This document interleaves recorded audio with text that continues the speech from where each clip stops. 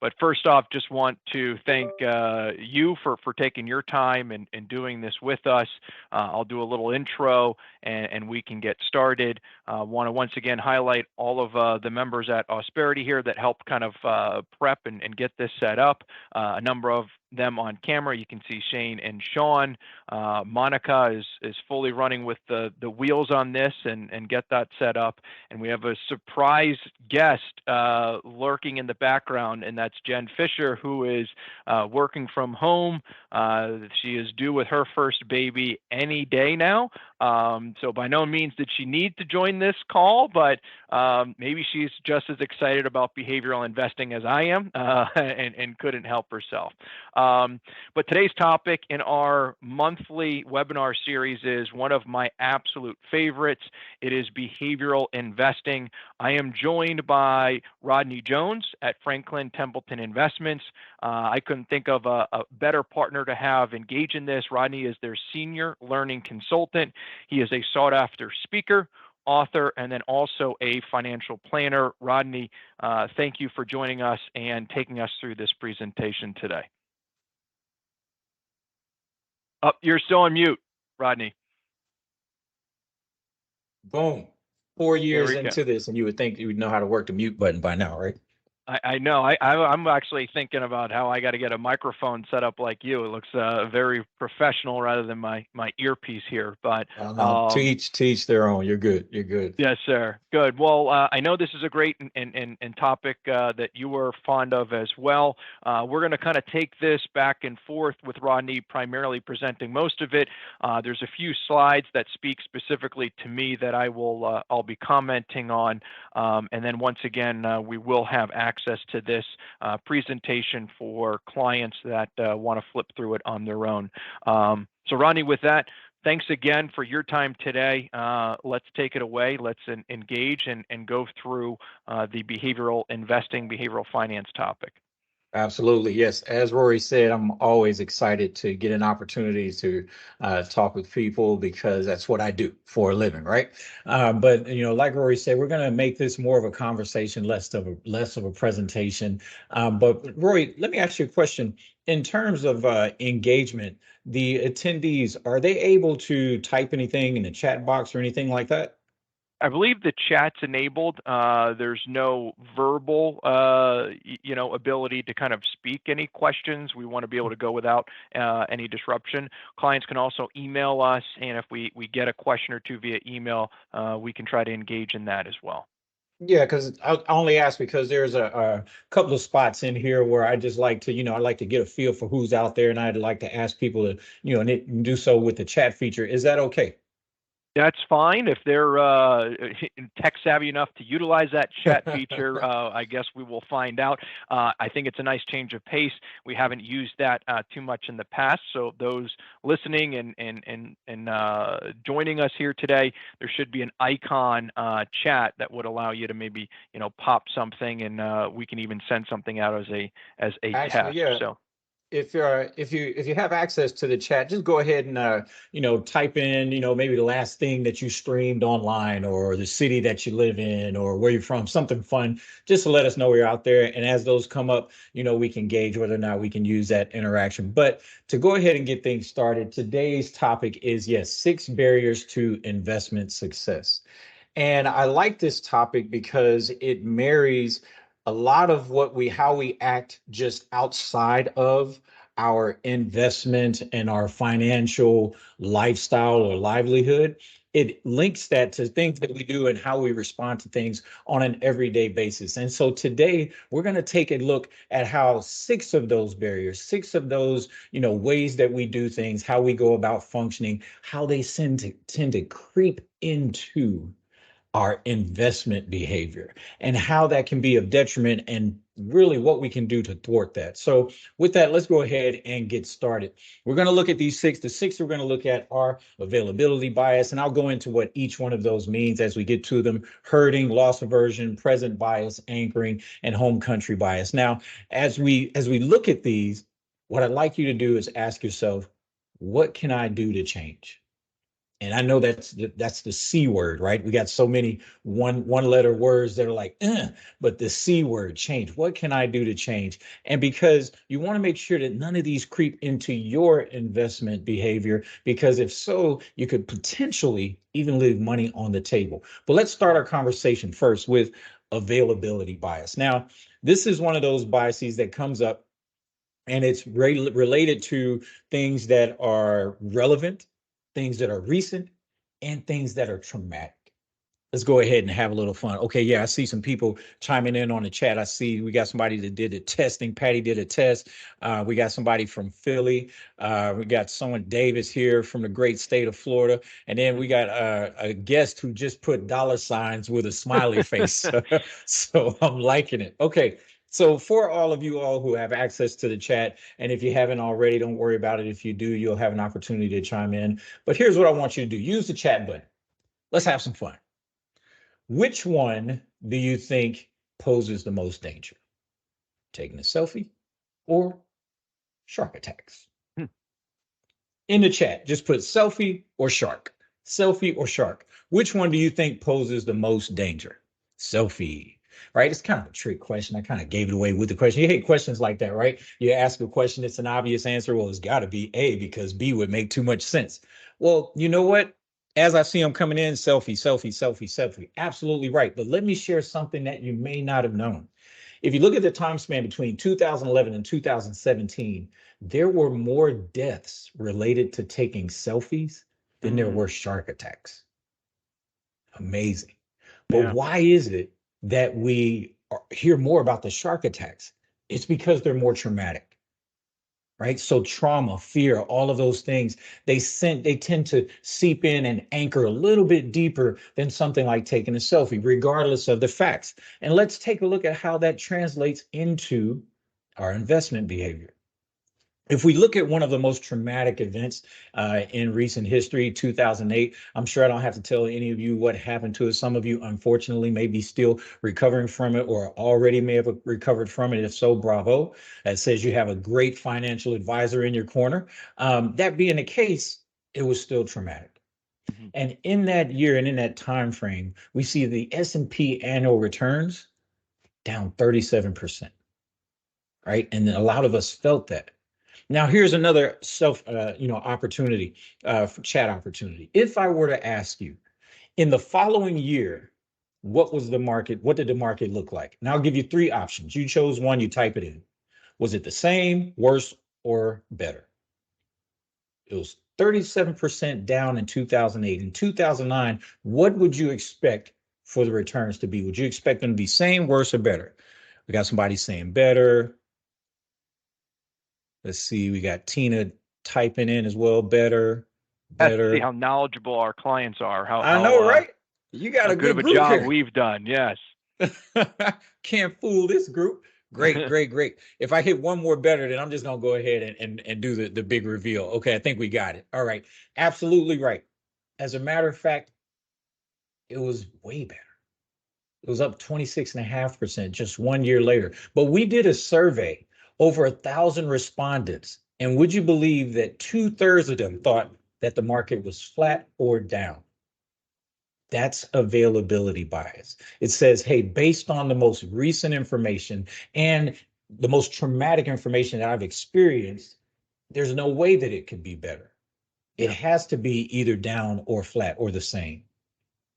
We see Yeah, the just same thing. to jump in quickly, there is we're having those conversations today about last year. So last year the S&P 500 was down 18%, but the Nasdaq was down 32. Fast forward to as of yesterday, we now have the S&P up close to 18%. Yet in engagement with prospective clients and even existing clients, the perception of this year is it's still a struggle or markets are still struggling. And if we're looking on a year-to-date perspective, we've seen a tremendous recent recovery in stocks, yet the mentality is we're still in that difficult environment because last year was really tough. So Yeah, we're even seeing some of that effects as I'm having conversations and doing reviews with clients that, yeah, again, it's perception. And I think a lot of that is because for most people, the pain of a loss sticks with you a little bit longer than the gain. And if we're looking on a year-to-date perspective, we see a tremendous recent recovery in stocks, yet the mentality is we're still in that difficult environment because last year was really tough. So we're even seeing some of that effects as I'm having conversations and doing reviews with clients that, again, it's perception. And I think a lot of that is because for most people, the pain of a loss sticks with you a little bit more and longer than the joys of a gain. So last year's market was difficult. I think that's similarly kind of bleeding into the perception of how their investments or how the portfolios are doing this year. Yeah, great point. Great point. As a matter of fact, let's put some numbers to it, right? Let's just be hypothetical with this scenario. Mm, Let's look at the last 30-year period ending December 2020, right? So we're talking 1990 to 2020. Now, first, let's take inventory of the traumatic experiences or the shocks that hit the market. In 1990, you had the savings and loans crisis. In 2000 to 2002, you had the dot-com bubble burst which overlapped with the unfortunate 9/11 terrorist attacks. Then, fast forward that 2007 to 2009, we just mentioned the global mm, financial crisis. Oh, let's put a cherry on top with the COVID virus in 2020. During that time, so many traumatic experiences and opportunities for people to say, "Hey, Rory, take me out of equities. I got to do something. I'm going down here. I can't take it." yeah. Well, if we look at just the S&P index, it was up 10.7%. But when we compare that to the average equity fund of investors' annualized return, it was 6.24%, which means they left about 4.46% on the table. But let's make this practical.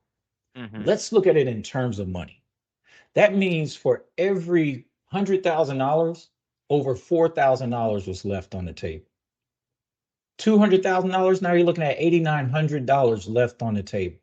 More Hmm. than that. So the difference in percentage may seem insignificant. And like Rory said, the feeling of avoiding that pain of sort of sidestepping all of that loss because you had to think about going through that roller coaster, it may have felt good for the moment. But when we look at it from endpoint to endpoint, can you Hmm. imagine? I mean, $4,000 being left on the table in retirement, that could be based on your living expenses. That could be a month's worth of living expenses. Right. You Yeah. know, go ahead. I see this, and I would say that difference or that gap is the behavior gap. And that's something that I've referenced with clients before. And it's that mentality of, going with the herd, which I know we'll talk about. But I think the difference in market returns and the average investor's market returns is behavior induced. And we refer to that as the behavior gap. Yeah. I like it. I like it a lot. So here's something for the attendees, right? So, okay, Rodney, thanks for letting me know about availability bias. I get it. I may have even participated in it, but what do I do now? And there's a number of things that you can do, but here's something that I want to bring to light. What you can do, diversify your sources. Make sure that where you're getting your information from is not just coming from one particular place. I like to tell people, get out of the echo chamber, right? Conduct thorough research, challenge your assumptions. And I'm probably going to say this for each one of these biases. Make sure that you're connected to a quality financial professional, and you got one on the line with you today. Because quality financial professionals, speaking as like Rory said, I was a financial advisor in my previous day.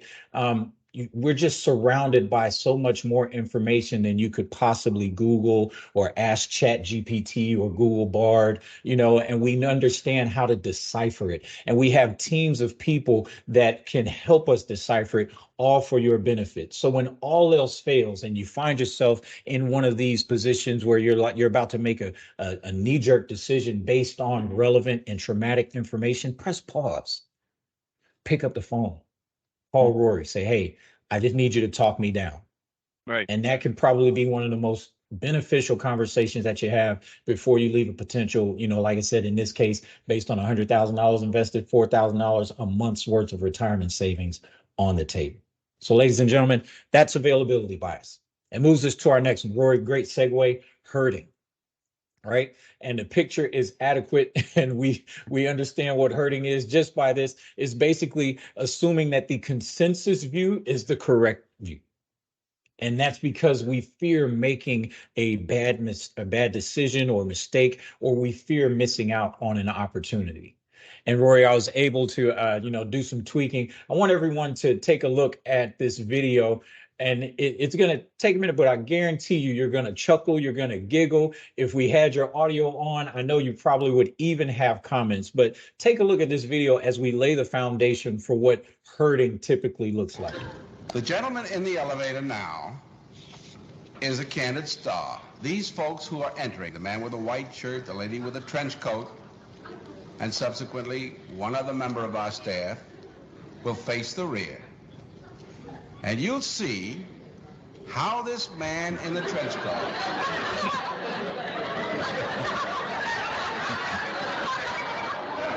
tries to maintain his individuality, but little by little,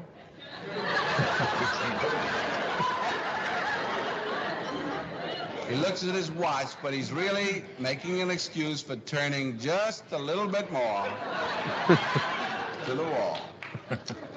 Now we'll try it once again. Here's the candid subject. Here comes the candid camera staff, 3 of them at least. And this man has apparently been in groups before.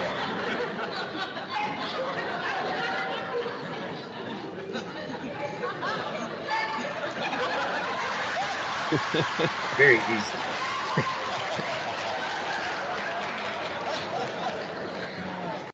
I'll go with great. the herd. That's All right. great. Roy, I know you said that's one of your favorites. Go ahead. Oh yeah, absolutely. It's perfect. No one likes to be kind of that one standing on the edge when you see everybody else doing something else. I think Yeah. that's captured perfectly, and as it translates to investing, there's those stocks that we've heard about, the Apples, the Teslas. Most of the purchases go in at the all-time high or near the all-time high. You don't want to miss out. You want to follow the herd. If people are making money on a particular investment or idea, you don't want to miss out on that. You want to be part of that crowd. Yeah, indeed. And I often liken it to when I was in practice, Rory. I would get people and we'd sit down, and not only will we put together their individual account, but I'd also tell them, hey, if you want me to look over your investment choices at your employer sponsored program, let me know. And we'd sit down with those, and I love asking the question. So tell me, what was your thought process when you picked these choices? And more times than not, I'll get something along the lines of, well, that's what my colleague picked. Oh yeah, yep. So just following the herd, but that, like Rory said, it can be detrimental to our investment choices, right? So when we look at all of these different bubbles throughout history, and if you haven't heard about tulip mania, I strongly suggest you go look it up, because this whole bubble bursting thing dates way back to the 17th century, right? But we're familiar with, roaring20s.com real estate. What happened is that people started herding towards these, and it drove the prices of these commodities up so high that it was an unsustainable level. Mm-hmm. And then when it got to an unsustainable level, it popped. Right. So there's this strong, but what did it? It's the bandwagon mentality. It's this, I gotta be a part of that mentality. And what happens is when these things pop, that bubble usually pops very loud, right? And very hard, which is why it's good to be individual of sorts. It's good to have an advisor who can tell you, yeah, that's a good place to look, but here, you may want to look here as well, because we could be missing some things. For instance, when we look at, the problem with going with the flow, we see that this green line is the S&P index, right? And we see at its height, look at how much money that's, identified by that blue chunk. Look at how much money is pumped into the market during those height. That's the herd. Right. And then the opposite is true as well. When it's at times of lows, you see people, the S&P dipping, and then look at how much money is going out of the market. Right. So what do we do if we find ourselves in one of these herd situations? Well, I like to tell people, cultivate independent thinking. And this is something that you can practice even outside of your investment, your investment lifestyle, your financial lifestyle. Just challenge yourself, create a decision-making process that resists following the crowd, right? That's one of the things that probably was most influential in my career and in my life, is it eliminates emotion when you have a process. Right? A process for following up eliminates emotion. So now you're not mad because someone didn't like your Facebook post or your Twitter post. You have this process, right? A process for everything. Processes take out emotion. And when you have a process that's tried and true, then you can pretty much say, okay, I can anticipate where I'm going to end up. And Roy, I'm pretty sure that your process and how you go about this is one of the ways that people can really look to eliminate stress and prevent hurting. Yeah, exactly. And one thing that's sticking with me, what you said, is having a process eliminates emotion. And eliminating emotion, I think, is critical when it comes to investing. This is a very dynamic chart that shows in market increases, you have investors flowing and putting more money into stocks. When there are corrections or even worse, recessions like in 2008 and 9, as it was scary, like you mentioned, what do we see? Investors pulling money out. For us, our process and what we've created is our strategy for rebalancing accounts. I see left and right as great opportunities to rebalance the portfolio to control your risk. A lot of investors have a great tendency to be better at buying than selling. They can look for an opportunity, maybe see something that's temporarily low, invest into it, participate in the upside. But what's the sell discipline? How do you know when to sell? Right. For us, a month ago, we did a rebalance across all of our clients' retirement accounts, where we were basically bringing the portfolio back to target levels. We treat client portfolios like a bowling ball, and we're simply the bumpers. And from the beginning of the year up until recently, as I mentioned earlier, the S&P is up 18%. We have a bond market that's recovering, but it's only up 1 or 2%. So when we saw that 10% spread in performance between bonds and stocks, what that did is it tilted every portfolio into a higher risk position, because now that portfolio that might have been set at 60% stock target was trending and getting closer to 64. So for us, our call to action was to rebalance the portfolio and realign it, and it forces us to sell high and then buy low. That's our strategy. It's a little bit easier digested, Rodney, to be honest, when we are taking profits than when we're buying low. That can be difficult. It can be emotional. It can be fearsome. I remember the conversations that we had with clients because we did 2 rebalances during COVID where we were buying. And we got pushback from clients, and I'd rather just go to cash or move that. So having a process, having a system in place for us, we know and have a sell discipline, we have a buy discipline, and we've even recently just enacted that.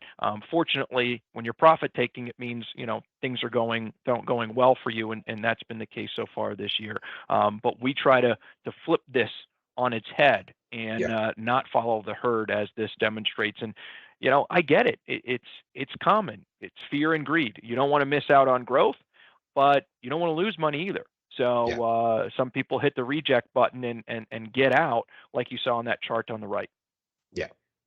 It's a good point you make, and it actually gives us a good opportunity to segue into our next bias, loss aversion. Right. Studies have shown that the pain of a loss, and we talked about this, are almost twice as strong as a reward from a gain. Right. And I tell people all the time, my personality is that I hate getting called into the principal's office.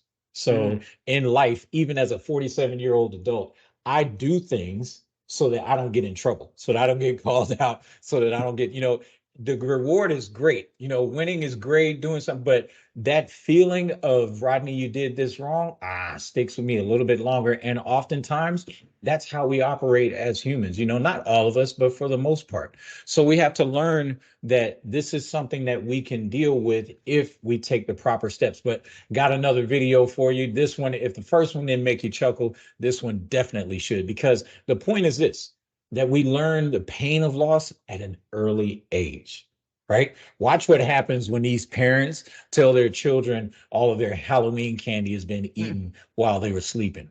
I ate all your Halloween candy last night. There's no more candy left in your pumpkin. It's just trash. Oh no. Dad must have eaten all your candy when you went to sleep.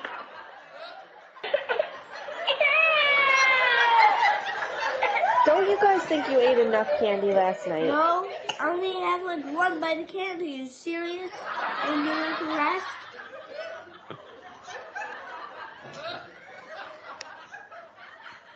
Oh, good for you. Now you're gonna probably get a bellyache. You see how much I had? I went to a lot of houses. I know. I I got ate my- it all. It tasted so good, especially the peanut butter cups. And here we go.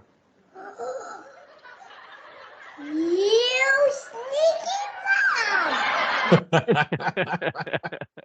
The pain of loss, right? We learn it early on, and unfortunately, I'll speak for myself, it sticks with us even into our late adult years, and it creeps into our decision-making process across the board, and unfortunately, sometimes even when we're talking about our finances. Right. So let's look at this, right? An emotional investor, we tend to make decisions to avoid a loss. For example, when the dot-com bubble bursted, we talked about it earlier, people pulled out of the market, right? To the tune of some $491 billion with a B, Wow. billion dollars moving into cash during this period. So people saying, I can't take it, it's going down, put me into cash. And you know what? I'm not going to judge, and that's not what we're doing, right? Because we all have a right to our emotions. But look at what happened. A similar movement occurred during the global financial crisis just a few years later with 943 billion moving into cash. So to avoid these losses after a market crash, investors, they attempted to move their investments to a place where they saw, hey, this is safe. This feeling of pain, it's too much. Let me go somewhere where it's safe. And that's understandable, right? It's understandable because that's what we do as humans. But as investors, we have to realize that security comes at a cost. Let's take a look. So when we look at the amount that was flowing into money market accounts, right? And money market accounts where we look at the inflation adjusted, the cost is just that, purchasing power. Right? We put ourselves in position to lose purchasing power, especially in a market environment like what we're in today, where inflation is talked about probably just as much, if not more, than people's returns that they're getting on their account, on their money.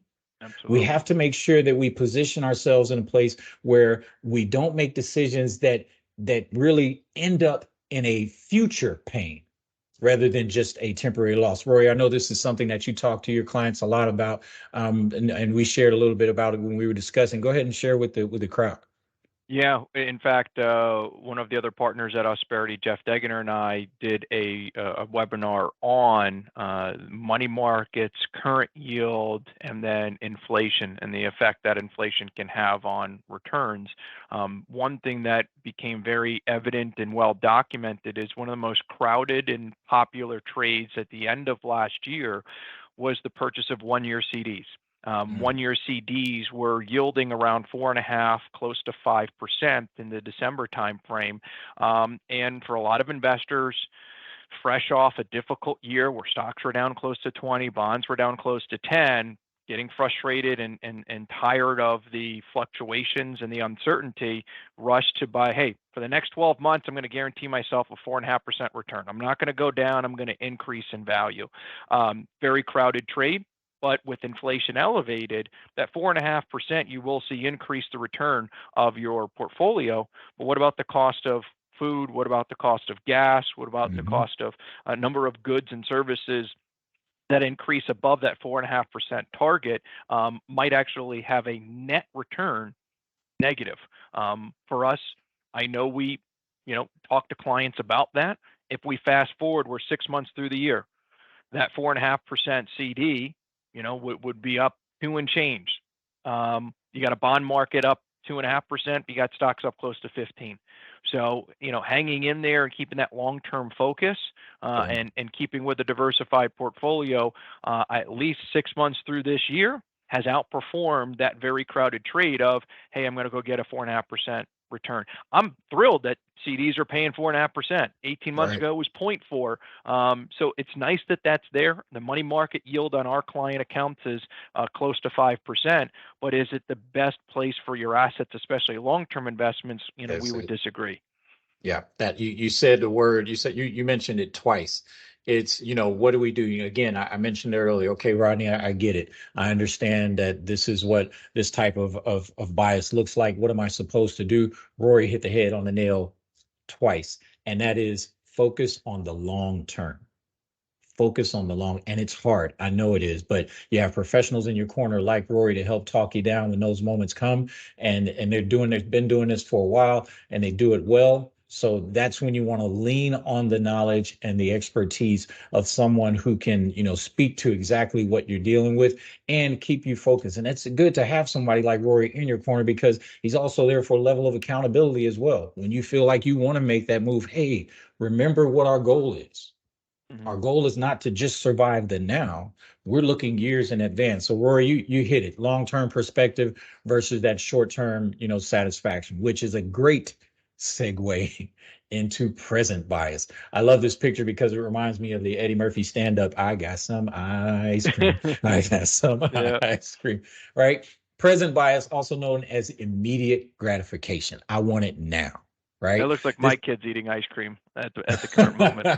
I'm gonna tell you, I hate eating ice cream when it's hot outside because that's how I end up looking, and Yeah. I don't want to waste it, so I just go to work at it. But anyway, yeah, it's when we overvalue the immediate rewards at the expense of long-term goals, something that we talked about already, right? So I love this experiment that was done, and some of you on the line may have heard it, right? Delayed gratification. This was done several years back, early 60s, maybe the 70s at Stanford University. They brought a bunch of kids into a room.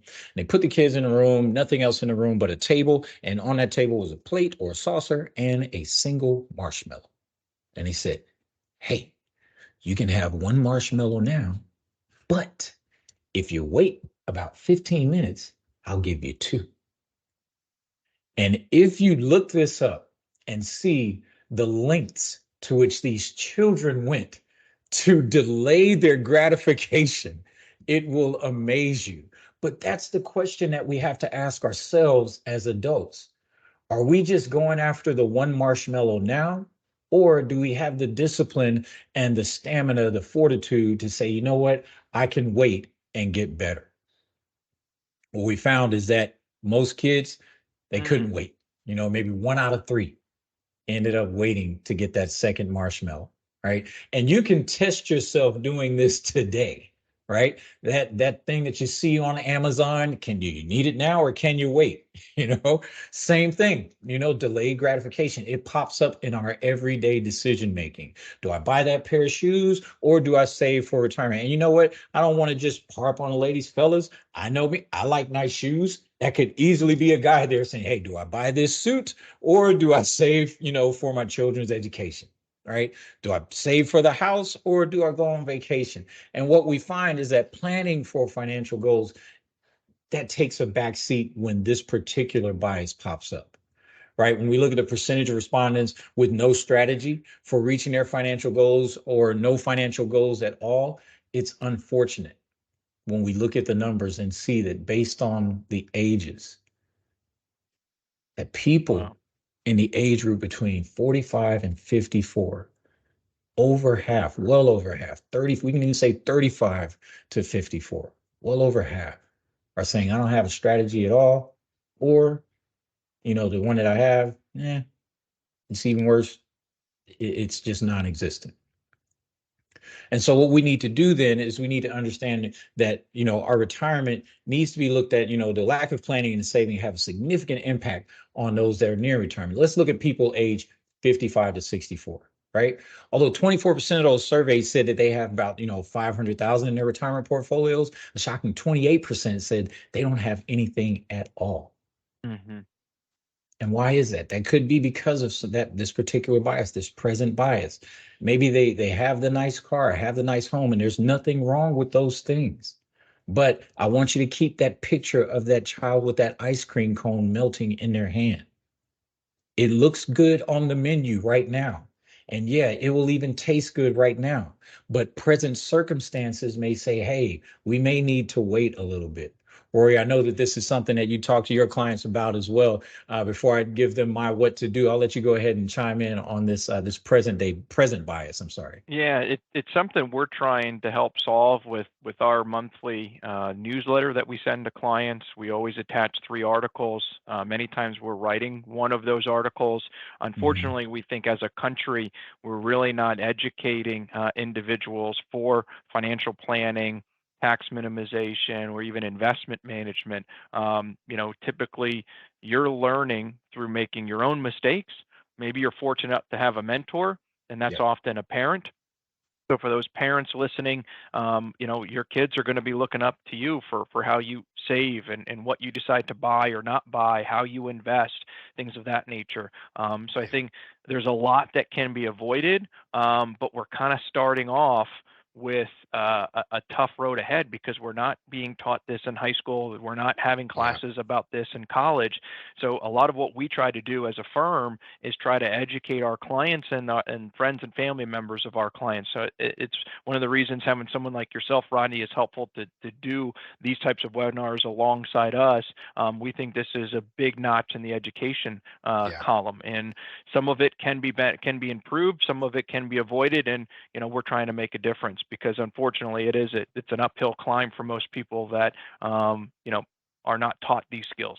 Yeah. No, you're absolutely right. You're absolutely right. And we spoke about it earlier, sort of a what to do. Okay, if you find this particular bias creeping up, I'll say, practice.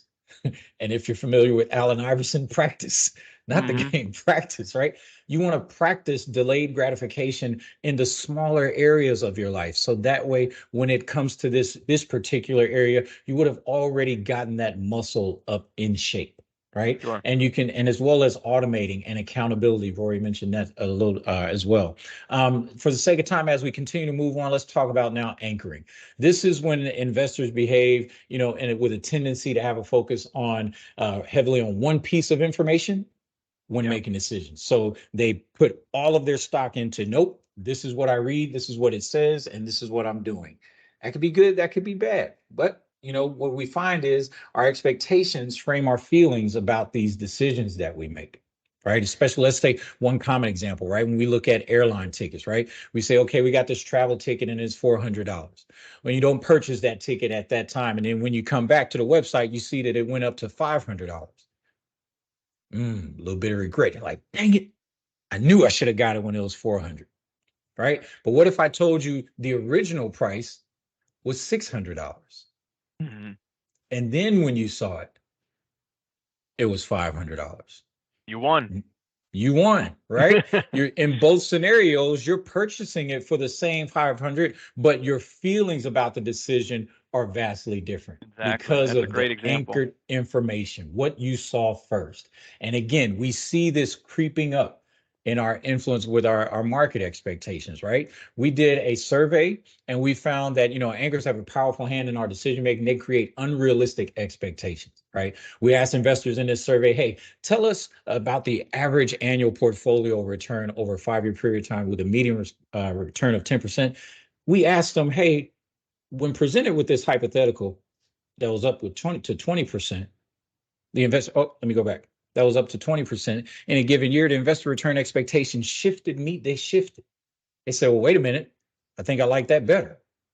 So the introduction of this hypothetical 20% anchor, it caused investors to abandon their original return expectations. So when originally, saying, yeah, 10% is great. Well, what about 20? Well, yeah, I'll abandon that and go to 20. That's anchoring, right? Where we latch on to the most, what we see is right now. Now let's see anchoring, how it can influence the way we feel about an investment plan. Imagine we got $10,000, right? And this is in 1991, and we're setting a goal to earn 8% annual average return. Here's the goal you set. And if you can earn a consistent return over the entire period, then the growth of your account would look like this, and you're having an ending account value of over $100,000. That's a win, right?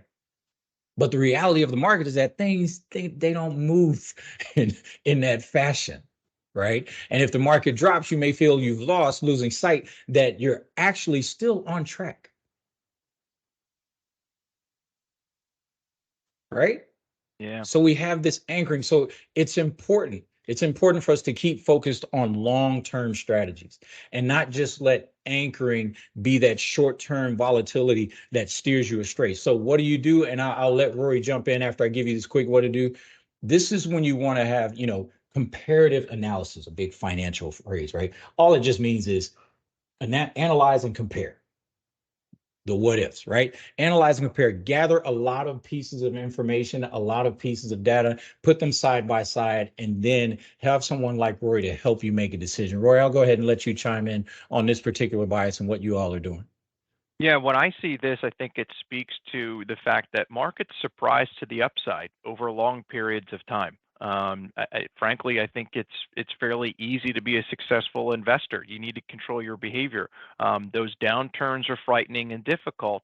But what we've even experienced this year, as I'll say again, is market surprise to the upside. I'm surprised that stocks are up 15% since January 1, but we'll take it. And the only way to participate is to be an investor and to not abandon it and to stick with your plan. So when I see this, I think if you presented this with anybody today and say, hey, over the next 30 years, you can take an 8% rate of return. I think a lot of people are going to take that deal.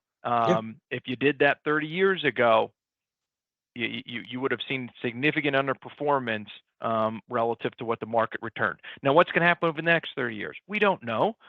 We can use history as a guide, but ultimately, I think you're generally going to be surprised to the upside with stock returns over long periods of time. You know, the more you shorten it up, the more frightening it can be when you go through those pullbacks.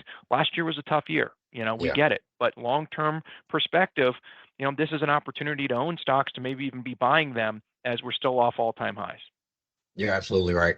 I love it. Love it. I mean, and that takes us into our last bias class, home country bias, right? This is when we say, hey, you know, this can be described as our natural tendency to favor companies and products that are produced here, right in the great US of A. And there's no problem with that. I'm all for that. But if you do that, you kind of it's kind of like a horse with those blinders on. All you're doing is seeing straight. And so when this bias creeps in, this home sweet home bias, let's face it, you know, we have them all around, you know, some depending on where you are and where you're from. I remember I'm originally from Chicago. When I moved to Texas and heard people use the word soda, I was like, what's that? We call it pop. You know, tickets to your team, you know, even pizza. Don't get started there, depending on where you're from. You know, Here's cheesesteaks.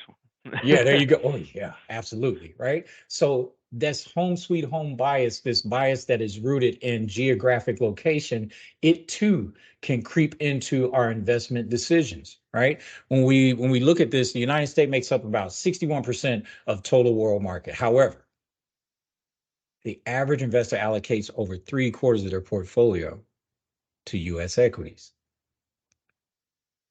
This means that if we were to actually look at what we're doing outside of a US bubble, outside of the United States bubble, look at the other markets that ranked higher than the US in the last 20-year period. Some of these we would have never thought would even pop up on the map, right? We think, hey, we're in the US, we know Apple, we know, you know, IBM, we know all these tech stocks and things like that. I would say Tesla, but depending on the day, if Elon tweets out something that could be good or bad, you know, but nonetheless, when you look at the overall, you know, scoring of in the past 20 years, the US ranked 20th out of 44 markets.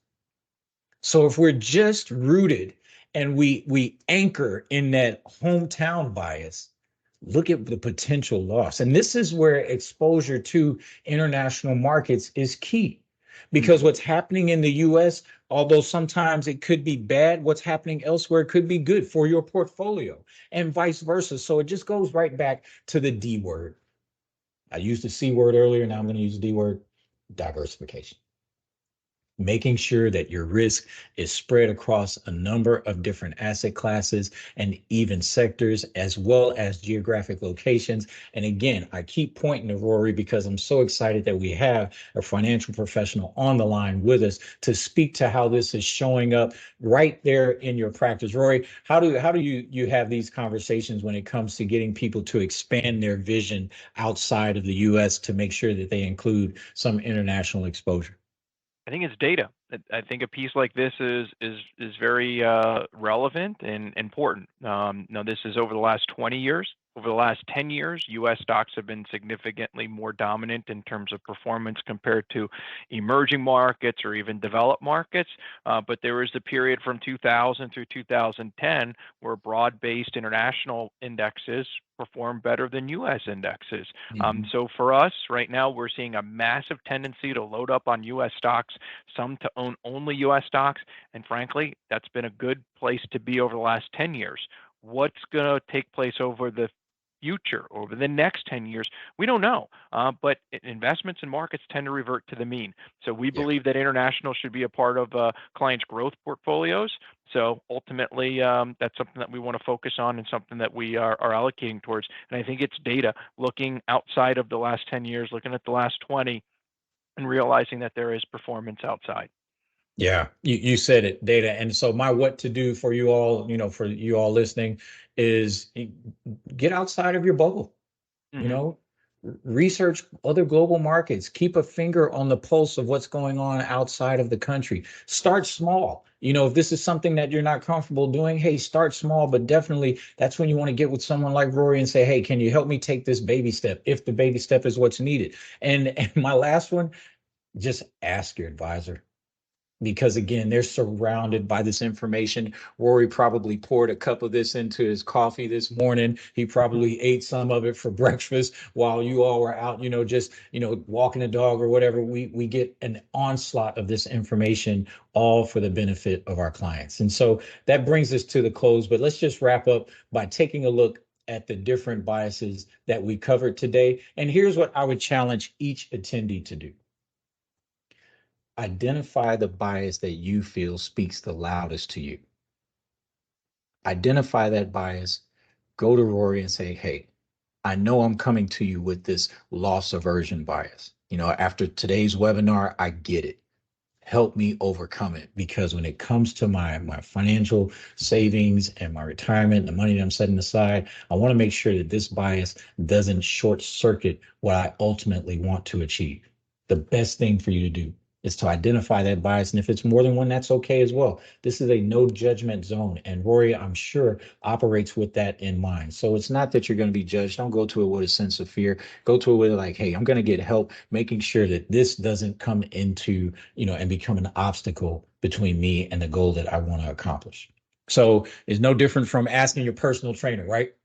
Hey, build me a long-term strategy, keep the emotions in check, and stay on track. I should have photoshopped this, Rory, and put your face there so you could look all buff and things, but that's Rory. And ladies and gentlemen, that has been the 6 barriers to investment success. My name is Rodney S. Jones with the Franklin Templeton Academy. Thank you all for your time today. Rory, thank you for having me. I'll go ahead and turn it back over to you. Yeah, no, Rodney, couldn't thank you enough. This was great. It was a lot of fun, and as I said in the beginning, this is one of my absolute favorite topics.